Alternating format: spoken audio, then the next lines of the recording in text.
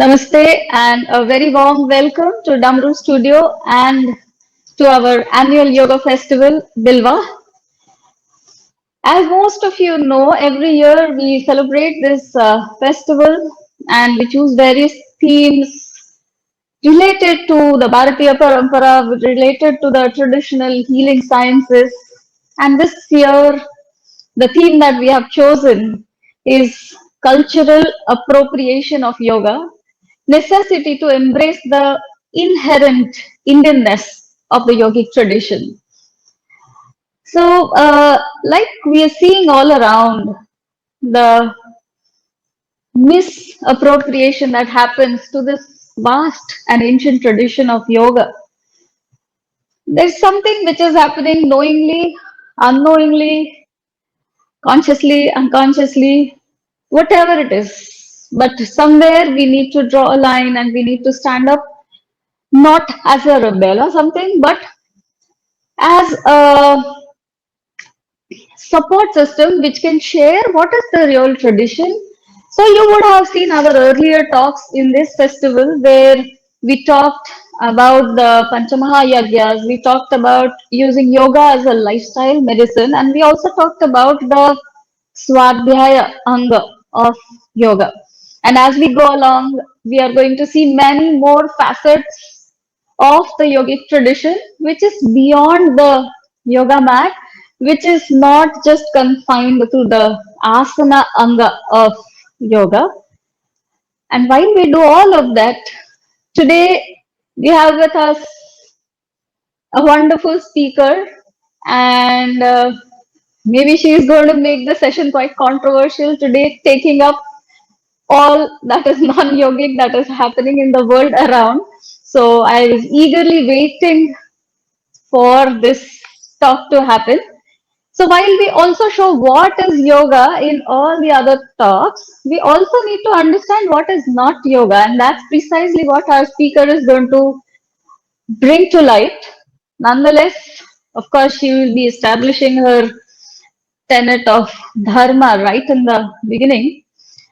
So I warmly welcome Miss Yamuna Harshavardhana. Yamuna ji, welcome, namaste, and a very warm welcome to Bilva. And I'm thankful that you accepted our invite and graced the festival. I will, for the Namaste. viewers, I will shortly take you through Yamuna ji's little bit introduction that I could do about her.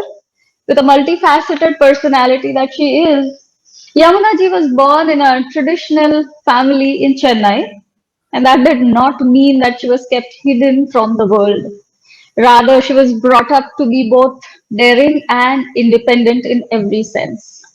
During her pre-teens, she had her first lessons in Hatha Yoga from her father, who was a lifelong practitioner of the system. Later, she trained at the Divine Life Society, and she's been reaping the benefits of her practice in many ways. She graduated in chemical engineering and worked as one for a while, but realized that her strength lays in teaching. Eventually, she moved into the field of education and since then has been working with children and especially with children who have learning difficulties along with the regular school children. She uses her flair of words to retell stories from our itihāsas and purāṇas on the temples and saints, on education and Indian nationalism. She is the author of a recently published book, Once Upon a Time in Thousand Years. Beautiful name, isn't it? And as I went through that book, it got me so hooked up. Especially the stories are so much communicative to the younger generation today for them to relate to these texts.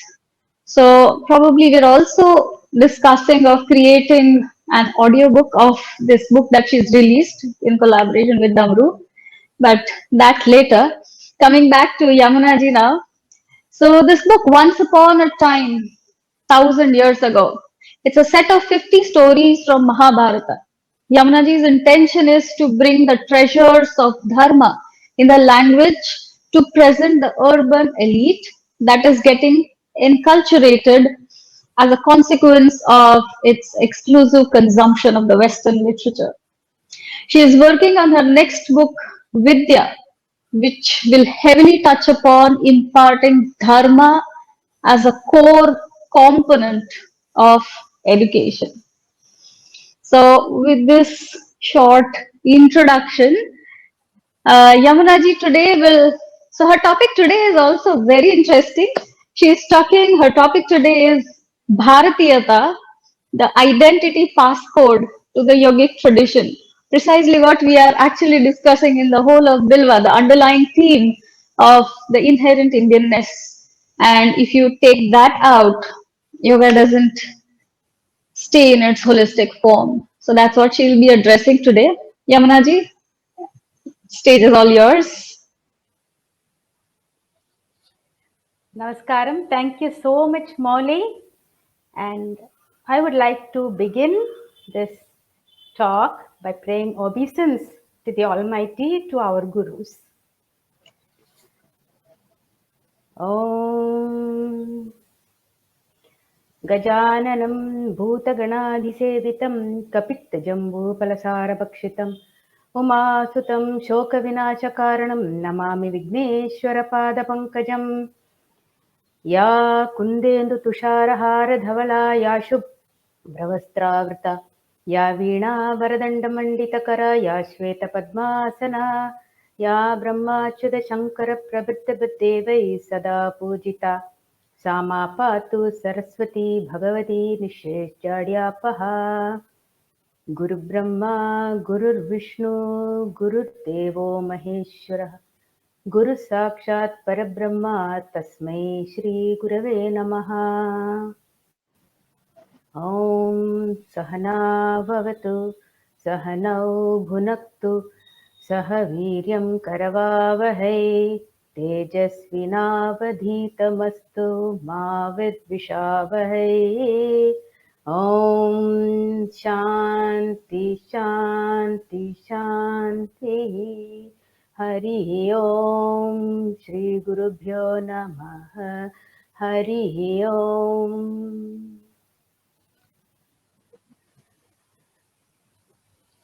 Namaskaram, one and all. Thank you very much for your very lavish introduction, Molly. That was a lot more than I expected, actually. You make me look very big, actually. And I would say from my behalf that it is my privilege and honor to talk at Bilva's Damaru Yoga Festival 2021. The theme of this year's talk is Cultural Appropriation of Yoga, Necessity to Embrace the Inherent Indianness of the Yogic Tradition. This title, in my opinion, is a long overdue one and must be welcomed to create awareness and garner support to work against misappropriation of our cultural treasures. Perhaps Bharata is the greatest victim when it comes to cultural misappropriation because we are the cultural treasure chest of the entire world. No other part of the world has as much of culture as Bharata has, and this is being grossly misappropriated. So when I was invited, I accepted, not because I'm technically qualified in any sense. As a lay person who pursues yoga sadhana, I realized that most of the population, I should say it is 99.99999%, are as lay as me, except the people who are truly qualified in the tradition. All the others are lay people like me. And therefore, they are extremely gullible to fall prey to the justification of misappropriation. They are made to feel that it's okay for things to be misappropriated as long as it's called yoga. That's a matter of pride. Therefore, I felt that I could talk addressing them and explaining to them why it is important that they identify misappropriation and help in its prevention. And with this short background to why I accepted, I would like to start the talk with a presentation. As I already told you, I'm technically quite illiterate in this field, and so I need a presentation to make myself be heard and understood. Yes, so uh,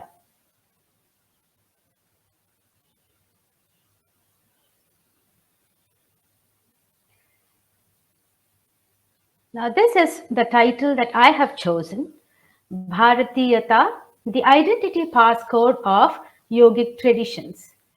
What I mean by the title is that in order to understand if a tradition is truly a yogic tradition, the gauge on which it has to be tested is whether it is Bharatiya or not Bharatiya.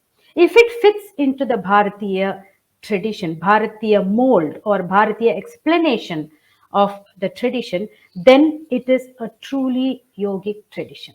Yeah. Here is what I would like to talk about.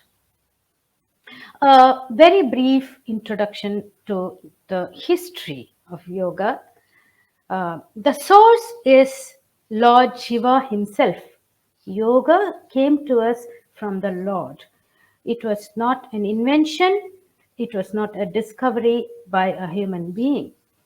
And the most authentic and comprehensive text that we have today is Yoga Sutra, which was compiled by Mahamuni Patanjali, whose statue you're seeing on the side over here.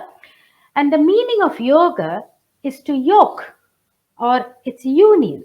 You can see the two oxen there with the yoke, which is used to control how the ox cart is taken forward. In the same way, yoga is used to control, to yoke together the body, the mind, and how the human being is destined to evolve. That is the yoking that actually happens. And yoga was already an established tradition during the Saraswati Sindhu period, which is often called as the Indus Valley civilization. And there is testimony, there is archaeological evidence that it is at least 10,000 years old. We have artifacts that are from 8,000 BCE. Now, when I start talking, due to the nature of my profession, which is talking to young children, I am in the habit of telling stories that I feel is a very powerful medium to put across certain things and to engage the people that I'm speaking to. This story is about how Patanjali Mahamuni came to be on earth and how we have our Yoga Sutras today. Mahavishnu was reclining in Yoga Nidra at Vaikuntha, along with Shri, which is the other name for Mahalakshmi. He rested on Adisesha, and because he is in Yoga Nidra, he is weightless. Until one day, when Adisesha started feeling that Mahavishnu was becoming heavy. And he became heavier and heavier until Adisesha called out, Ranganatha, what is happening? I am unable to bear your weight. Mahavishnu stirred and came back to his usual self. He was smiling and he was looking at Adisesha through his lotus eyes, filled with grace, and said, I just watched the Ananda Tandavam of Parameshwara. And that is the reason why he started feeling my weight. Now, Adisesha's curiosity was sharpened. He had never experienced this before. He asked, Padmanabha, please tell me what you witnessed. I'm very eager to know about it. And so Vishnu starts the narration. In a forest that is called Darukavanam, there were certain rishis who themselves were practicing yoga, and they undertook immense penances, and they were able to keep themselves under strict control. This gave them a lot of powers. They became so powerful that they slowly started considering themselves to be more powerful than anybody else. So much so that they stopped regarding Parameshwara, Shiva himself. It came to such an extent that at one time the rishis and their wives, they decided that they are more powerful than the devas and that they have to take over Swarloka from the devas and rule from there. Now, this is a very dangerous thing to happen because it would be going into the hands of selfish and heavily egocentric people who were also very powerful. The devas, they ran to Shiva and me, Vishnu, and begged us to help them. And so we went. Do you remember Sagar Manthan, where I took the form of Mohini? I took the same form and went to the place where the rishis had arranged for a grand yajna, which was the final step that they would be taken before taking over Swarloka from the devas. And when I went there, the rishis, despite all their penances that they had cultivated to restrain their senses, could not control themselves. They were distracted. And this was very important to dilute the power of the yajna that they had undertaken. In the meanwhile, Shiva, in the form of a naked beggar, went to the wives of the rishis who were in the background, preparing all the things for the yajna, the fruits, the milk, the ghee, the flowers, and all the other materials that were required to perform the yajna. He went there and he started begging for alms from them.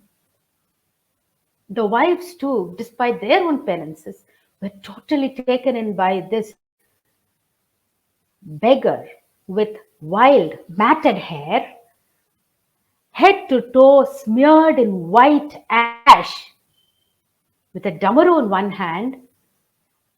And it so happened that between the wives, they started competing as to who would give alms to this beggar. There was a commotion over there, and the rishis came there. They were very upset. The moment they saw this beggar, they knew it was Shiva. They knew it was Parameshwara. But the pride and the arrogance that they had cultivated because of the yogic powers veiled and created the veil of ignorance in front of them. They thought, who is he to come and disrupt? Let us do away with him. And out of the sacrificial fire, they created some powerful beings to go and destroy Shiva. So they created a tiger, a very powerful and poisonous serpent, a very evil asura known as Apasmara, and a huge, humongous ball of fire, and asked all of them to go destroy Shiva. Shiva stood there, caught hold of the tiger, skinned it, and tied the skin to his waist. The serpent just came and coiled around his neck and stood there with its hood spread out. He held the ball of fire in one hand. He stormed upon Apasmara and did the Ananda Tandavam. It was so powerful, the skies turned red. And the yogi rishis, the rishis and their wives, they just vanished from there. And the devas, they were so happy and jubilant. They started raining flowers all over the place. And I, Mohini, was standing witnessing the fantastic Ananda Tandavam over there. And I started reverberating to the beautiful Tandavam. That is when you felt my weight, Adisesha, said Mahavishnu. Adisesha was filled with even more enthusiasm and curiosity. He begged, Mahavishnu, please grant me permission to witness this for myself. Vishnu said, you must do your penances and pray to Shiva for that. So Adisesha did penance. And Shiva was so happy. He appeared before Adisesha and granted him the boon that he would be born on earth and he would be witness to the dance in his earthly form. And so Adisesha was born in a temple town called Chidambaram, where Shiva resides as Lord Nataraja himself, and he is depicted as his lower half being the form of a serpent to remind everybody that this is none other than Adisesha, upon whom Mahavishnu reclines.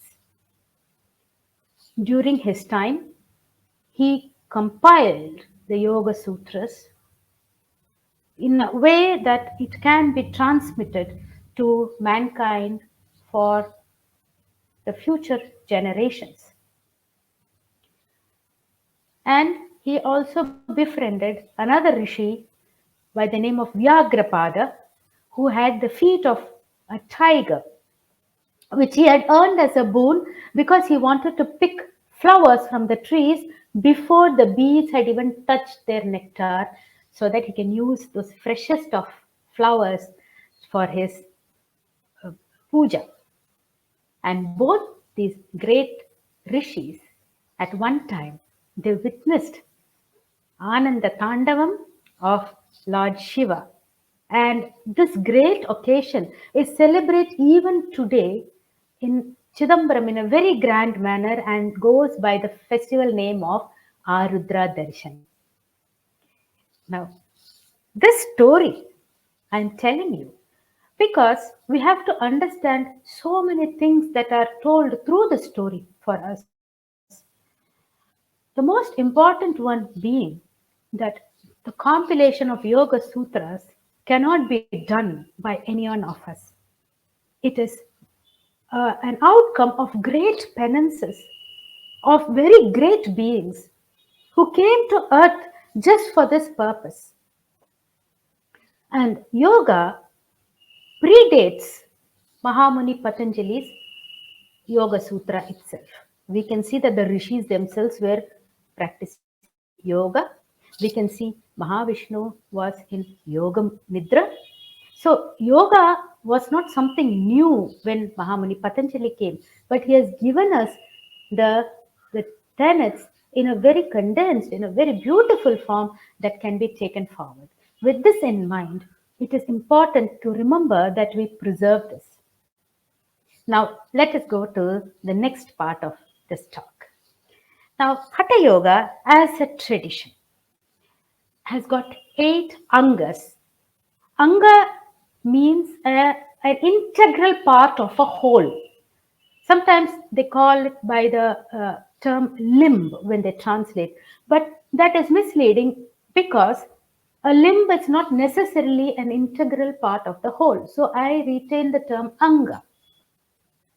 And these are yama, niyama, asana, pranayama, pratyahara, dharana, dhyana, and samadhi. Now, yamas are external disciplines where we have to abstain from doing certain things. And niyama are internal disciplines where we have to follow certain things. There are 5 yama and 5 niyama to be followed. If you remember, during this Damaru series of talk, there was a beautiful talk by Shobana Srinivasanji where she touched upon yama and niyama in a very beautiful manner, in a very authoritative manner. If you are yet to watch that talk, you must watch that talk in the same series of Damaru 2021. And after these two comes asana, which is the bodily posture.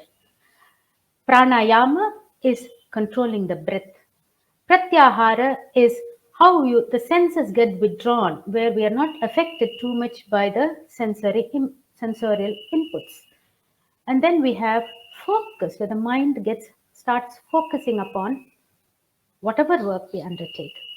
And it moves on to dhyana, which is meditation, where we do everything with our entire being as part of it, until samadhi, which is the ultimate unification of the mind. As per some traditions, they even equate samadhi as the unification of the jivatma with the paramatma. So this is the gist or the brief of the 8 angas. As I already mentioned, the technicalities of these I will not be handling here, because first I am not qualified, and second, there are other things that I would like to communicate in this talk. Now, I will move to another aspect which seems a little different, but we will see how they all come together, which is dharma. What do we mean by dharma? Now, this is a very simple, representation of dharma. We have the entire creation, the entire universe, in which we have the various constellations, and then the different galaxies, within which we have our solar system with its own planets and satellites. And then we have the earth, on which one of the creatures is living beings is a man. Yes? So we have to understand that in the infinite creation, there is an ecosystem known as earth, within which there are societies. And in the society, there is the self. And so the self must understand that it is part of the society, which is supported by the ecosystem, and the ecosystem is supported or sustained by the infinite creation. And the self, the individual self, must be able to view the entire thing as somebody who is standing away and looking at how the self is related. So the infinite creation is supporting the ecosystem, the sun, the moon, and the different planets. They support Earth. The Earth, with all its 5 elements, and the intransient beings, the water, the soil, and air, fire, and all the elements, and we have the living beings, the other living beings, plants, animals, which sustain human life. And we in turn must understand that we have to be able to take care of ourselves as part of a family, and the family must understand that it has to take care of itself and be part of the society. The society must be able to take care of itself and be part of the ecosystem in a seamless manner. Now, this is dharma, and the word dharma is rooted in the word dharana, which means sustenance. So, when we talk about dharma, it means to sustain, how to sustain life, and it implies sustenance of creation itself. Only man is capable of destruction. Only man is capable of destroying even other forms of creation. So dharma is important to sustain creation. The individual identifies the self as an inherent part of creation. It is not that I am here and everything in creation must serve me. I have to get all the resources. I must become rich. Only I must become rich, and only I must enjoy. And I don't care about others. There, the fault begins. That is not dharma. So, dharma means that the individual identifies self as an inherent part of creation. Now we will see how yoga and dharma are connected. Yoga is the practical identification with dharma. Now, by the 8 angas of yoga will eventually yoke the person to identify with dharma. The commonly known, the well-known margas or pathways are Bhakti Yoga, Jnana Yoga, Karma Yoga, and Raja Yoga. And these are the pathways that yoga offers in order to adhere to dharma. Hatha Yoga is an integral part of Raja Yoga pursuit. So what this means is Hatha Yoga is a Dharma Marga, and since it is Dharma Marga, it is essentially Bharatiya. Okay, so this Dharma is exclusive to Bharata.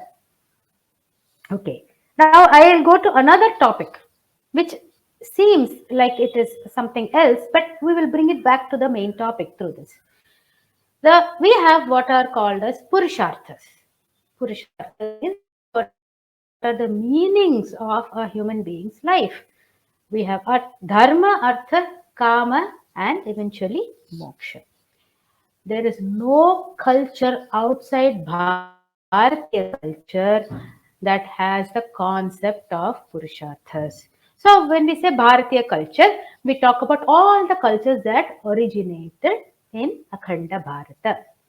So what is called as Hinduism today, Sanatana Dharma, what is known as Buddhism, what is known as Jainism, what is known as Sikhism, and some of the native traditions also, which do not have specific names or specific, in a big way, they are not talked about, but all of them have these Purusarthas. And there is no culture outside our culture that talks or has even the concept of Purusarthas.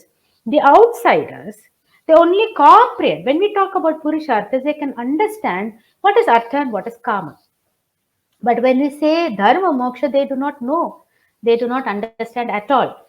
So this is what makes them live what we call as unyoked lives. So if you remember, the meaning of yoga is yoking. So they do not have a means to yoke. So this is the reason why they live unyoked lives. Now, we will see why Western culture and materialism are spoken as one and the same.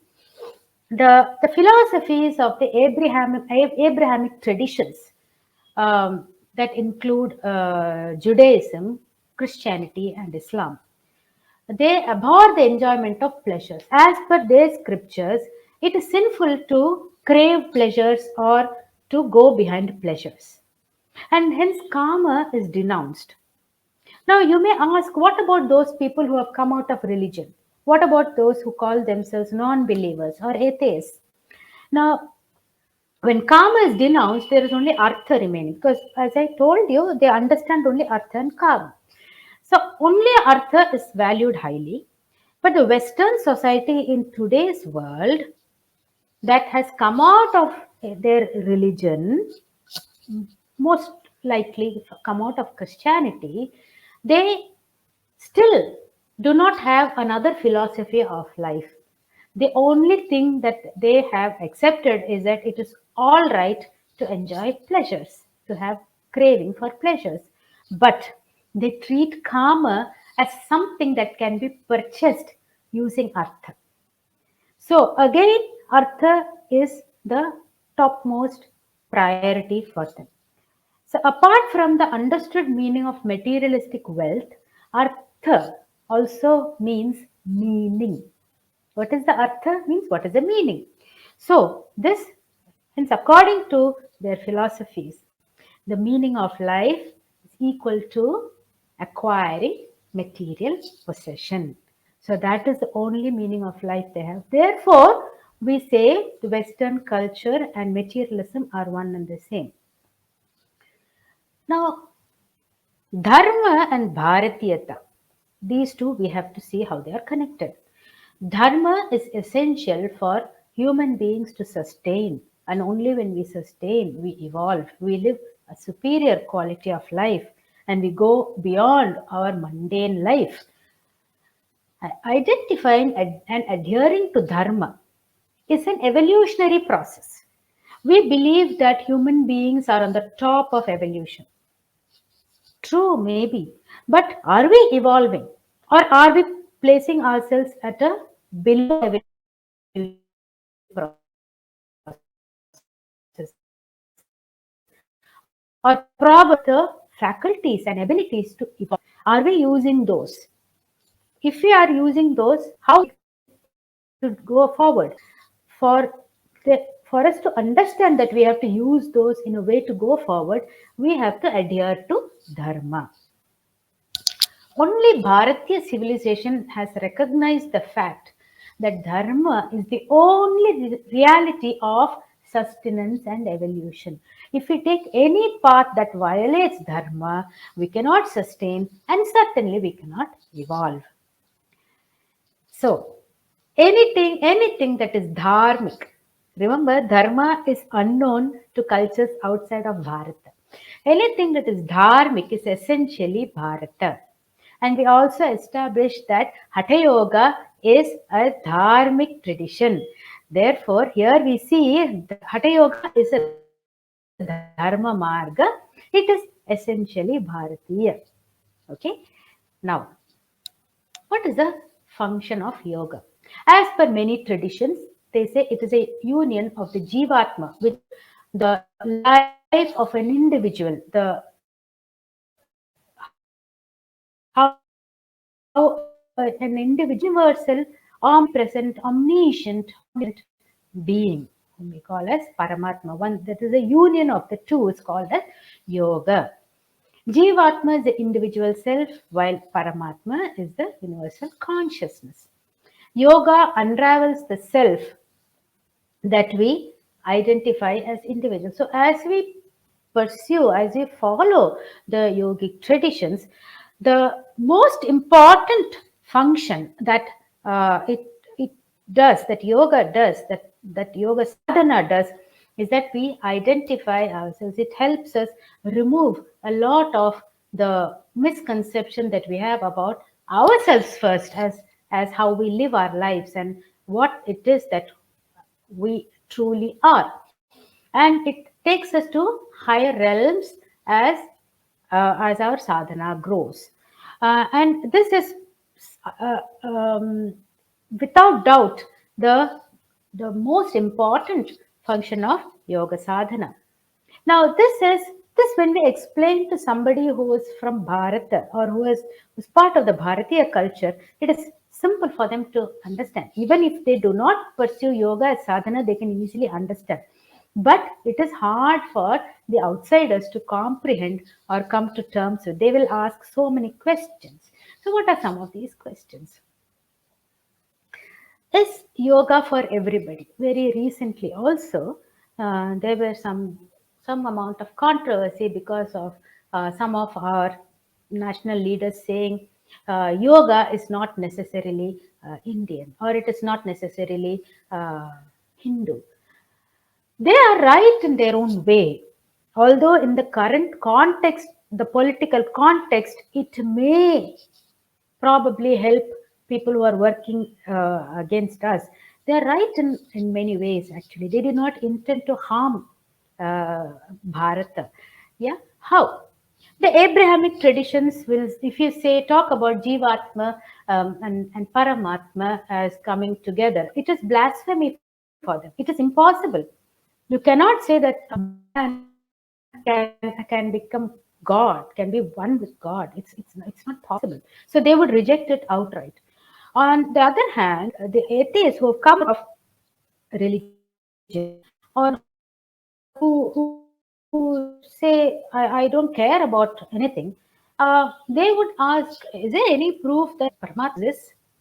And in that, if you go to the West and say, I can be God, or I am God, anything of this sort, they would send you for some psychiatric treatment, because they would say this person has got grandiose delusion.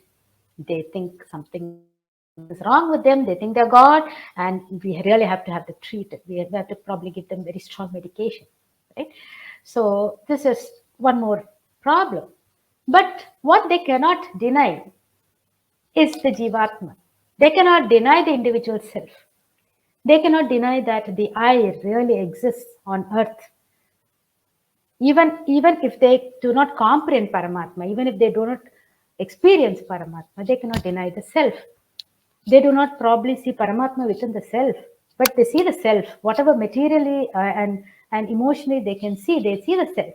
So yoga becomes a powerful tool for them to know the Jivatma. So it is still valid for the outsiders, although the tradition is Bharatiya, it is still valid for everybody.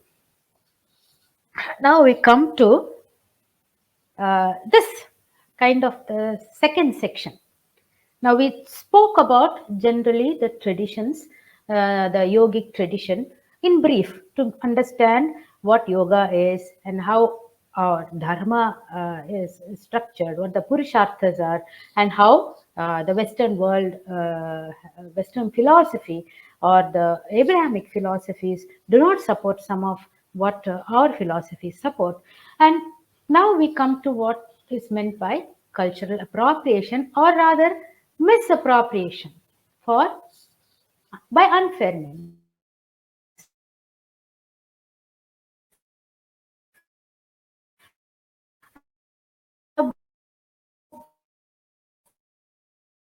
This is a simple definition: culture without permission. So it is they're called thefts. They say take our customs or rituals, ideas, behavior, and so on. And usually this is done by a dominant culture, probably not so dominant in one area, but in the general scale, global scale, they may be dominant. This is the definition. Now, why do they do it? What is the benefit that they have? Okay, cultural appropriation is a byproduct of imperialism, which was very strong during the colonial period, where only a few were controlling the entire world, and of oppression and assimilation. It is a byproduct of these things. Imperialism functions by subordinating people and territories and extracting anything of value. If you see, even in Africa, they have just looted the entire continent. When we had invasions in our country, there was so much of looting during colonial period. We were literally everything from Bharata was taken away, and we were left as a very, very poor country when they left. So that's what they do. So that's how imperialism functions for the material goods. But it is the same philosophy when it comes to cultural appropriation also. So cultural appropriation is very profitable for them, because they do not have their own culture. They do not have things that are so powerful in their culture. They use the outside cultures to fit into their life and for them to make it profitable. So this fits into the materialistic understanding. So they don't understand that culture is more than material goods. If the British took away everything from our country over a long time, we are impoverished. It's sad. We live in poverty. A lot of people struggle. Nation is not the same. So it fits into the. They still do not understand how different it is. Okay. So once the diverse cultural identities are stripped away, once they take cultural tradition, and they take away the soul of the culture, why it is done, how it must be done, and from where it came. Once they take away everything, now it becomes a pure thing. It becomes something like a material. Okay, so this in the end, all our cultures will become materialistic cultures. Okay, and that is what they want to do. Actually, the Western world would like for everybody to become materialistic culture, because that is where business lives. Yes. Now, for us, why is cultural appropriation harmful. This is because we have seen racism, we have seen genocide, we have seen oppression, all in the past 200 or so years of British rule, and earlier during the Islamic conquest, we have seen all this. Now, it is an extension of this. It is a forced taking away of our culture. So this is harmful for us. Now it is the same, as I already mentioned, it is the same rationale. Like if we are upset that some land is taken away from us, we should also be equally upset if some culture is taken away from us, because it is not taken in the right way. It is just like that they have assert our culture, okay, and it is not a way to honor. Now there are certain people, many people in fact, who feel the pride that in the West, in whichever way they do yoga, they're still doing yoga. Wow, it's only we don't do the yoga. They are all doing yoga. But that's not, if it is appropriated, if they do not follow the traditions, we have to make our people understand, no, they may call it yoga, but is it yoga? Are they respecting us? Are they honoring us? Do they acknowledge us? So these are things that they fail to do and even refuse to do. There have been cases where in some states, in some of the states of the USA, they have said they should not chant, they should not use the chants, and they should not do the this namaskar. So it's not yoga. They do all that. Okay. So unless they acknowledge and they appreciate and they respect the origin, the culture from where yoga came, and unless they follow the yogic tradition as it is prescribed, then it is still cultural appropriation. Now, this misappropriation, although I call it appropriation, I would use the term misappropriation because it has to come across as something that's very negative. Yeah. Now, this has been happening for a long time, not just for culture, but for a lot of our knowledge traditions too.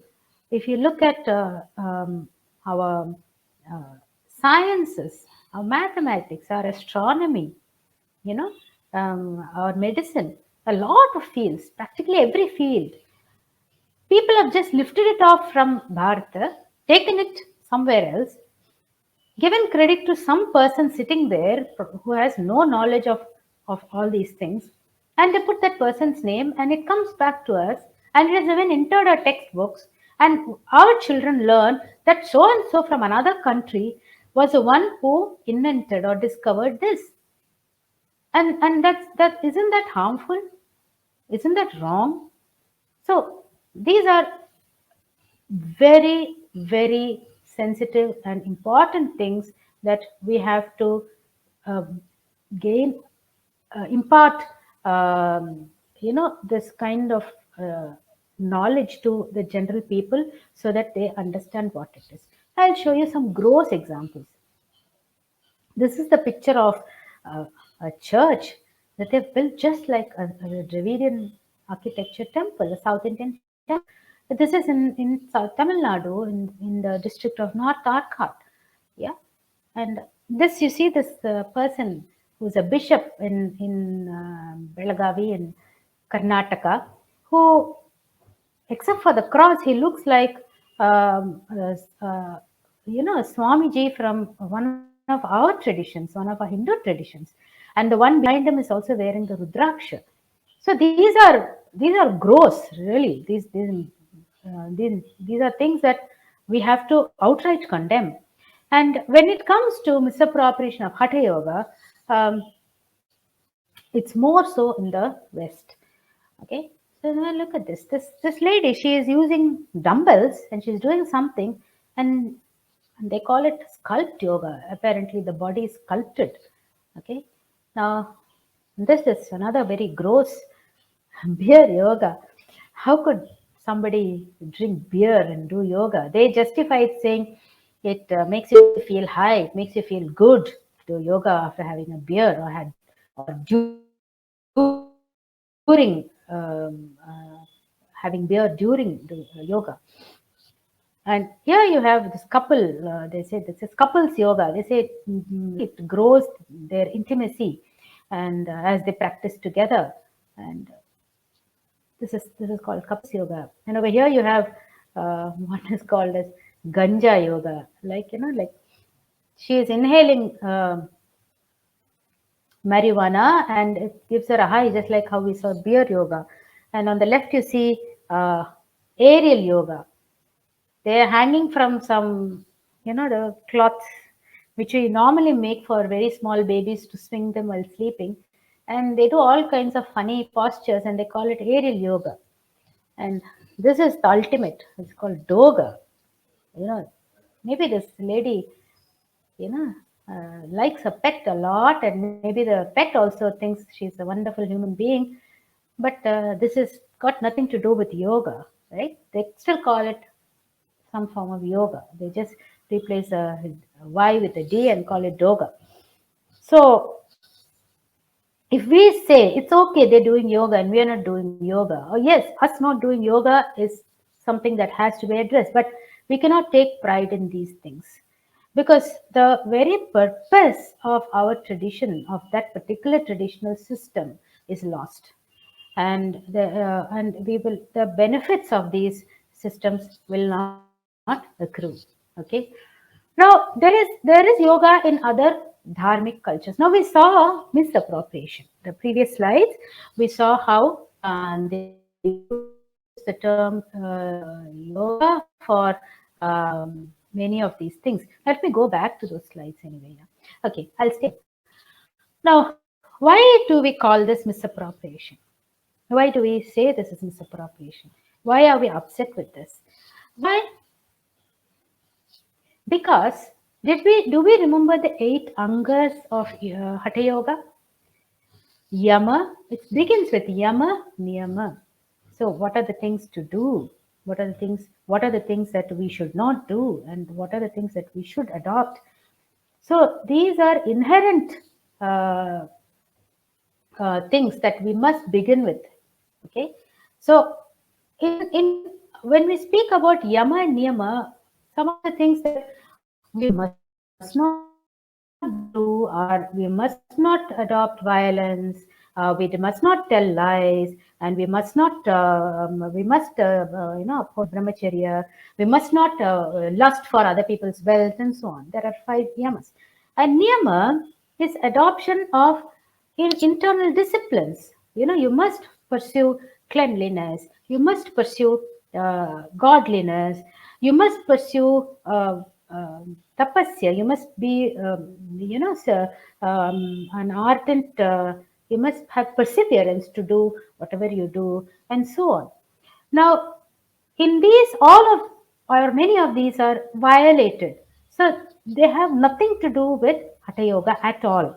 So it is misappropriation. There is no doubt in it. We cannot say this is adopting or adapting to the current cultures over there. No way it's like that. They have to call it something else, or if they get any benefit out of this, they can get it, but they must not call it Hatha Yoga because they are not acknowledging the tradition. Now, is this true? If a culture uses yoga, is it true that any form of evolution is wrong? Let us see. We have this system called Qigong, which is a Chinese form of yoga. And this system, okay, it is a complete system of postures, exercises, breathing techniques, and meditation. And the focus is on energy cultivation and with working with the energies. It's part of Chinese medicine. They talk about life energy, probably something to do with prana. Okay, and they claim that this technique is estimated to be about 5,000 to 7,000 years old.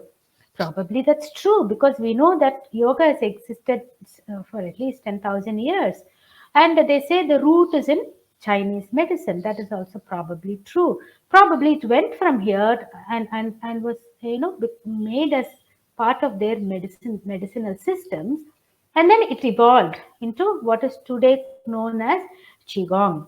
Is this appropriation? No. Okay, this is not appropriation. This is an evolution of a system within the dharmic tradition. They have taken it, made it into, followed the tradition, and they have evolved it into another form. That is possible.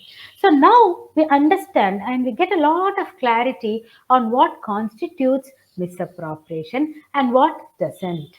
Okay, so now we have to think when we look at a system. We have to think, we have to see, we have to observe, we have to study. Yes, are they following tradition? Are they adopting it or adapting it that into something that violates dharma? Yes. So if it violates dharma, then it is misappropriation. If it stays with dharma, but they have adopted and adapted, then it is not misappropriation, it is evolution. So we have to have this clarity very well in our mind. Okay. Okay. Now there are questions. Why do such misappropriations happen, especially in Hatha Yoga? So we have certain faults, okay, in our tradition. They're not built as faults, okay. Ours is a pure, clean tradition. But in the present world, we did not protect our tradition. We did not build strong forts around our tradition to protect it. So what are they? We allow people to just use the name yoga. They call it ganja yoga, yes, use it. They call it doga, use it. You know, they call it some yoga, use it. So is that is a fault line which has to be fixed. We cannot permit them to use all this. Then calling yoga merely as a form of exercise. You know, normally when we say, when somebody says, you know, I go walking in the morning, and then somebody else says, oh really? I hit the gym in the morning, and then the third person says, I do yoga sadhana. Now the conversation, you know, over there itself is a faulty conversation because hitting the gym or going for a walk are not the same as yoga sadhana. A person who goes for a walk or hits the gym, the objective is either, you know, keeping the body fit or keeping your metabolism and the circulation fit. And there's no further objective. Your gym is your objective. You know, your body becomes your objective. There is nothing further to that. Whereas yoga is a sadhana. There is an evolutionary process to it. It is not, basically it is not called as a physical exercise. We do have physical postures which helps in our health, which helps in our fitness, which helps in us staying healthy. But this is not the objective. So in the conversation, to equate the other forms of exercises with yoga is as a fault line. Okay. Okay. Even our traditional schools, okay, they use translated names for the various asanas and the pranayama methods that we use. They call, you know, boat pose or fish posture. So that's bending backward to fit into our colonial mindset. We want everything to be easy for the English speaking world. You know, it's not the other way around. Have you ever seen somebody who discovers or who has a product that's got a Western name, translating it so that it fits into our linguistic norms? They do not, and they don't care. Now, when we call something as Naukasana, how difficult would it be for somebody in other parts of the world to also call it Naukasana?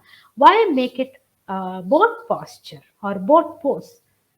It's not needed. It's just not needed. Just stay with our own names. We do not have to bend backwards. Okay. Now, one of the most important aspects of yoga is for us to be able to introspect every aspect of life. You do yoga sadhana, probably you follow the yamas and niyamas and do your asanas and practice pranayama, and probably at one point your senses get withdrawn and so on. But all these things, as we do, it impacts everything that we do in our everyday life. It's how we perceive life itself. And this direction must be indicated, because it might not be automatic for many individuals. It might be automatic for some. For some who have had the natural grace to understand that they have to take forward the benefits that they gain from yoga sadhana into other aspects of life. Some individuals have the grace to understand that and to use it in everyday life. But there are so many out there who go to schools, who are very sincere about pursuing yoga sadhana, but who do not have this guidance of integrating yoga into every other aspect of life, and to question thereby the secular learnings. There are a lot of questions that we can pose to the so-called secular teachings. All right. So that has to be done. That is a fault line which you have to identify. There are some more. I'm not done. So now, they most schools, including some of the traditional schools, although they may have one or two theory sessions where they talk about the 8 angas, they tend to dissociate asanas and pranayama from the other 6 angas of yoga. At least the first 2 angas, yama, niyama, must be constantly reinforced, constantly stressed, constantly they must be reminding the shishyas of these angas so that they are taken into pratyahara. Yeah. So pratyahara is something that the student evolves into, but the yama niyama part is something that the student has to follow. And then they have to, because they affect your posture, your habits, and what you practice in life. These things affect your asana, your everyday. It's not just when you do your yoga asanas. It's even when you sit. It's even when you eat. It's even when you talk. All the asanas are affected by what your yamas and niyamas are. Same way your breathing gets a lot affected by the yamas, niyamas, as well as your asana. You sit erect, you breathe differently. You lie down, you breathe differently. You sit slouch, you breathe differently. You eat certain kinds of food, breathe differently. You keep telling lies, you breathe differently. You see, so these things are very, very important. So schools dissociate asanas and pranayama to a great extent that these are often forgotten. There is a near absence of emphasis on yama and niyama, and there is no visual path for most of the shishyas or the students beyond asanas and pranayama into the systematic progression into pratyahara and dharana, which will lead them into the final 2 angas of evolution. So the visual path beyond asana and pranayama is also missing. Many teachers, the so-called facilitators or teachers, they just practice asanas and pranayama and they feel fine. I'm better than other people. Let me also become a facilitator or a teacher. So that's how much, and they themselves don't care about evolving beyond what they're already teaching, right? So this is missing. This is very important to be brought. And most importantly, there is a near absence of the Guru Shishya Parampara. So this is a very powerful system that has not just in Hatha Yoga, it has vanished from almost all our traditions. They're still there in certain traditions, but in a majority of traditions, they have disappeared or are on their way out. So this is a very important point that we have to remember. Now, these are all the faults. Now, how are we going to remediate these fault lines? So first we will look at the nomenclature. What are the names that we use? Okay. This is an age where anybody can pick up anything. Plagiarism is rampant. Intellectual property protection is vital. IP is vital. We need to call the system as Hatha Yoga. We cannot keep calling it as yoga. We have to say it is Hatha Yoga.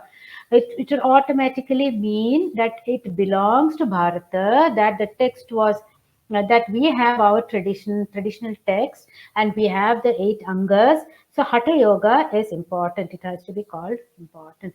And we need to add the dharmic identity and call it Bharatiya Hatha Yoga. And Bharatiya does not have to mean the geography of what is presently India. It means a Bharatiya culture, something that came from here. We have to do that. And then we need to have a functioning certifying body to recognize the schools that follow the system as per traditions. Okay, as per their specific traditions, they must follow. There are many Hatha Yoga traditions, but they all have the 8 angas, they all have their own Bhāratīyatā.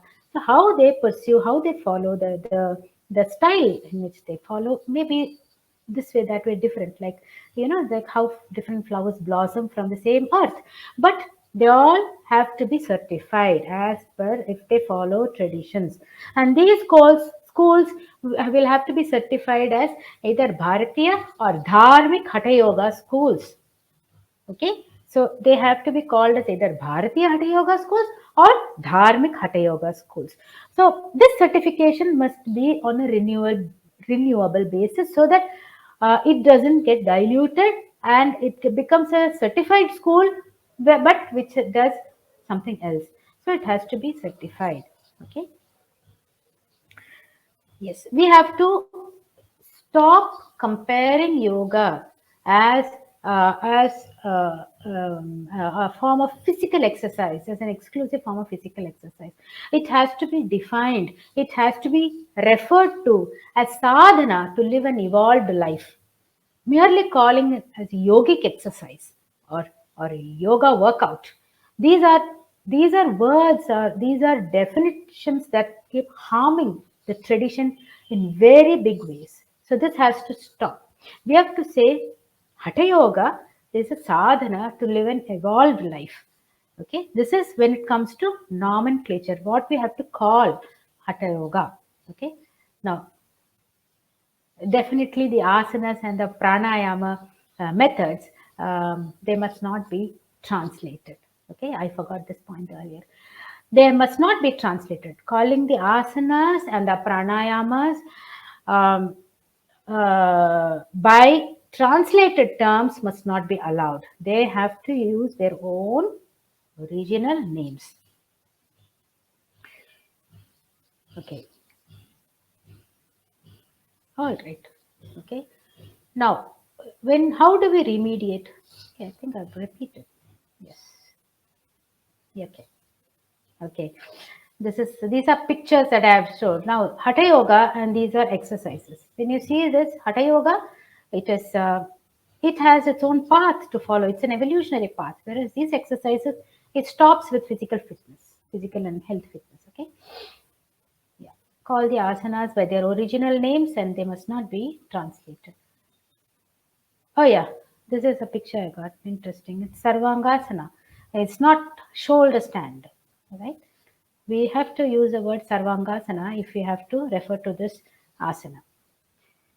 Now, in the system, what are the things that we need to be remediating to seal the fault lines in the system?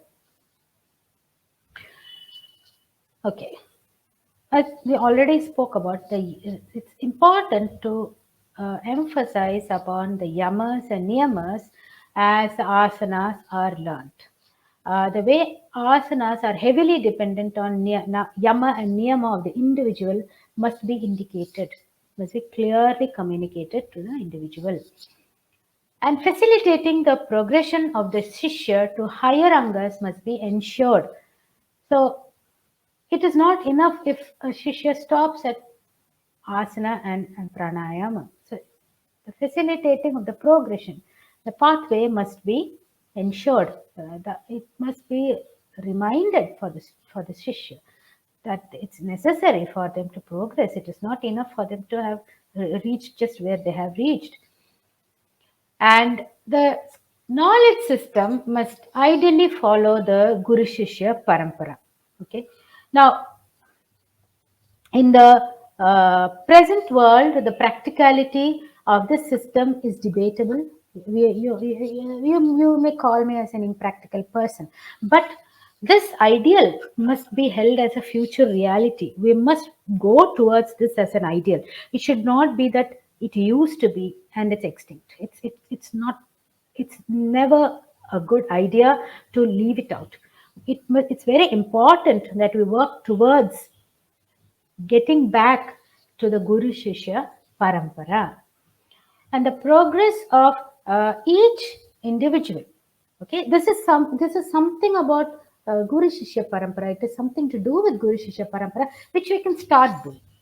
Okay, the progress of each individual must be based on the Guru's approval. Certification must not be based on this person has attended a 21-day course. No, it should not be that. It should not be either time bound or course bound or number of hours bound.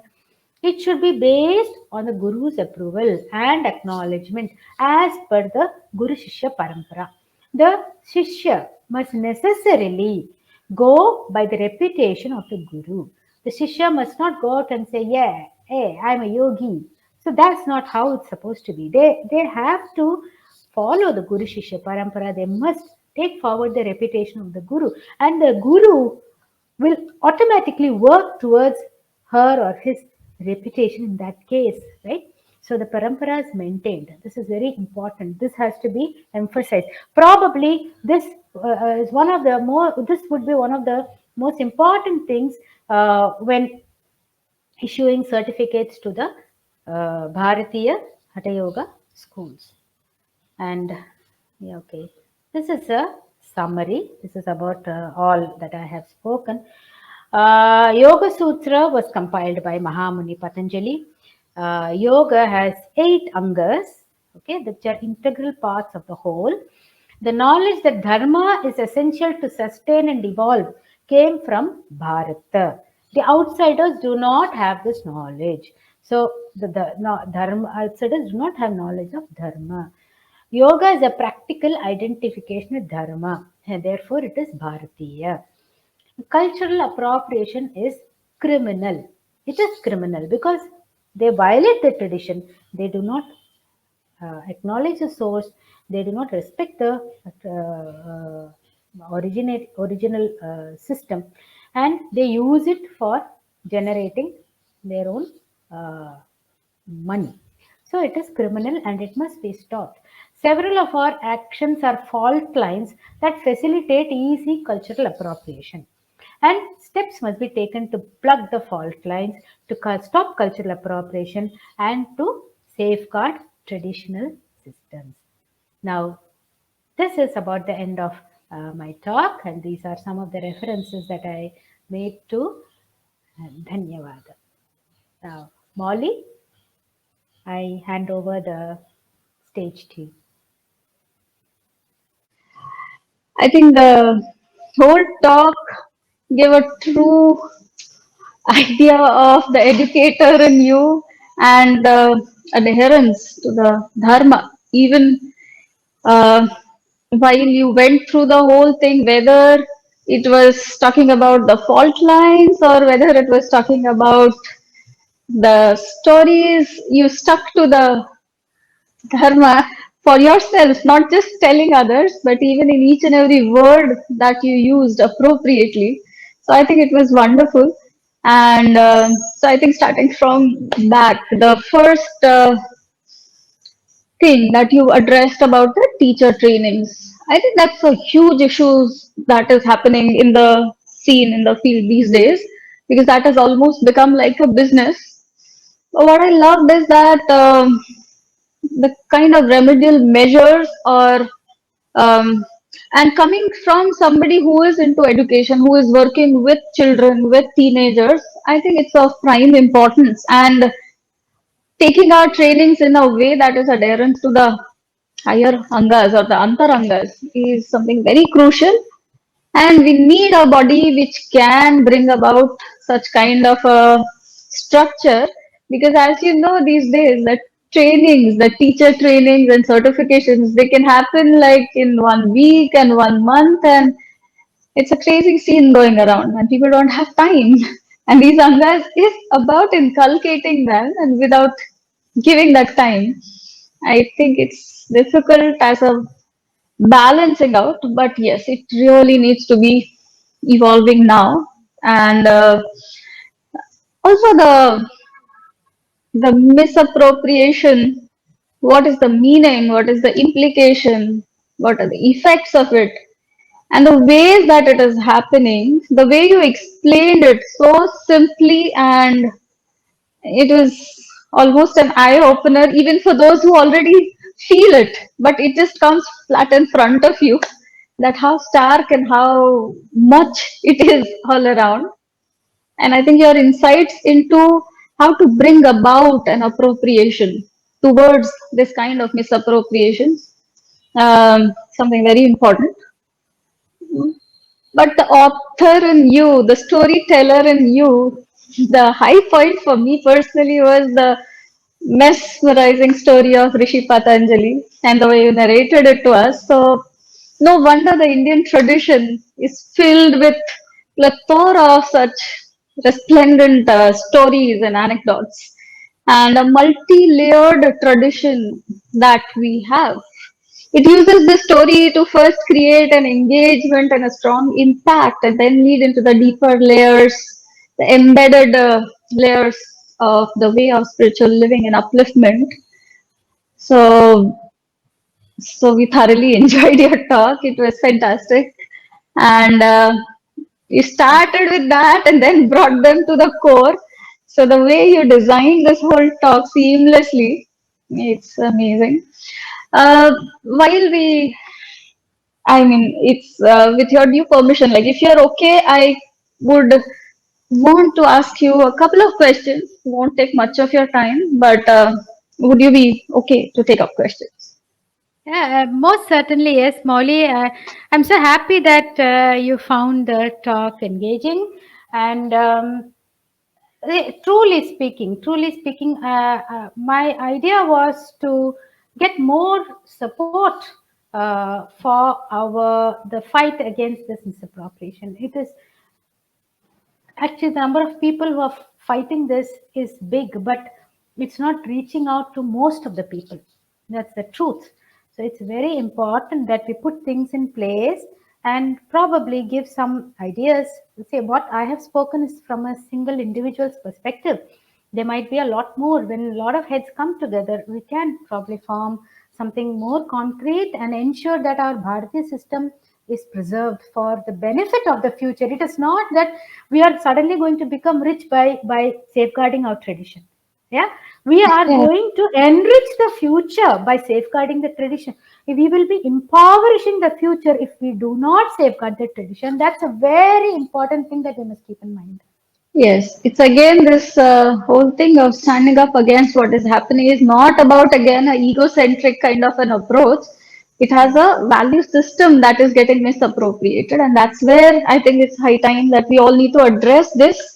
And I also see now there are people, many people who are voicing their ideas and sharing their opinions about this. So I see a gradual shift is coming about. So it's good. Yeah, you can Okay. ask me the questions, and within my limitations, I will be able to answer them. Yeah. Yeah, so the thing that came to my mind, that are there differences in outcomes when we learn from traditional sources and from places that do not strictly follow the traditional system? So like, can these be observed by the learner or the student, and how do we identify them? Yeah. Okay. Yes, there will be a difference in the outcome if between learning from a traditional school and from a school that do not follow the traditions. Probably you will lose some weight. Probably you will feel a lot fitter.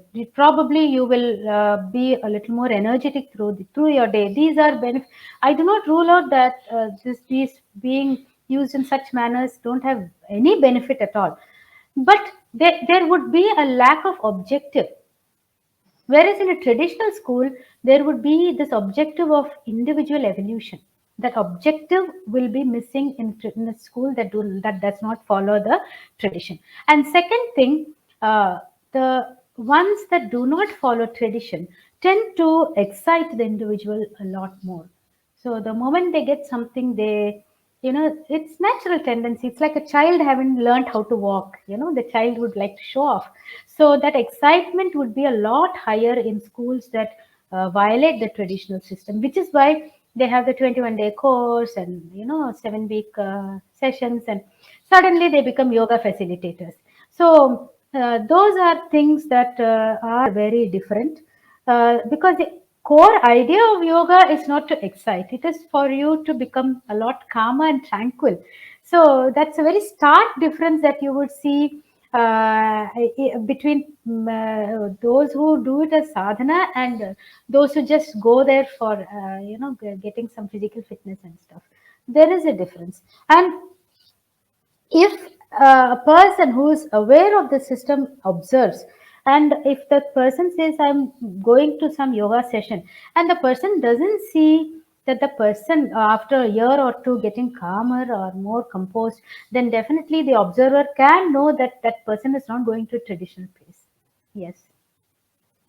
I think this is a very, very, very important point and a stark differentiator. What you said, the excitement and the entertainment quotient, that's going on.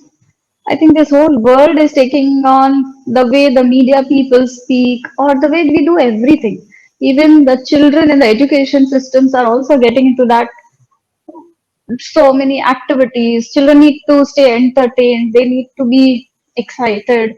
This whole agenda, it's so anti the yoga sadhana. Where we want that calmness, we are doing exactly the opposite.